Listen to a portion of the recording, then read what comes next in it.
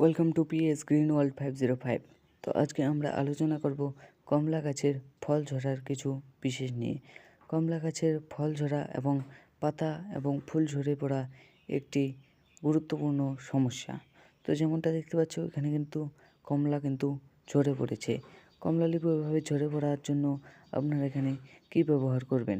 কমলা লেবু ঝরে পড়তেই পারে, এটা শীত প্রধান দেশে এটা হয়, এই ফলটার চাষ হয়, কিন্তু আমাদের এখানে ভালোভাবে কিন্তু এটা চাষ হবে না।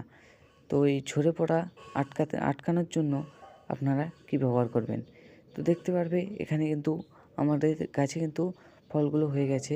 ফলগুলো আমি দেখাতে পাচ্ছি, দেখো অনেকগুলোই ফল হয়েছে, তার মধ্যে বেশিরভাগ ফল কিন্তু ঝরে যাচ্ছে।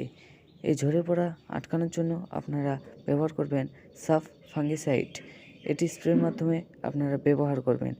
এটি কতটুকু পরিমাণে ব্যবহার করবেন? এটি 1 থেকে 2 গ্রাম প্রতি লিটার জলে ব্যবহার করবেন এবং দেখতে পারবেন যে কিছুদিনের মধ্যেই আপনার ফল ঝরা অনেকটাই কমে গেছে। এটি কিন্তু অবশ্যই স্প্রের মাধ্যমে ব্যবহার করবেন।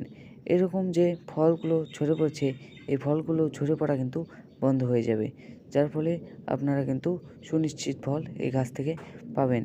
তো এরকম আরও ভিডিও দেখার জন্য পিএস গ্রিন ওয়ার্ল্ড 505কে সাবস্ক্রাইবে রেখে দেবেন এবং দেখা হচ্ছে পরের ভিডিওয়। ততক্ষণের জন্য বাই, সাবস্ক্রাইব।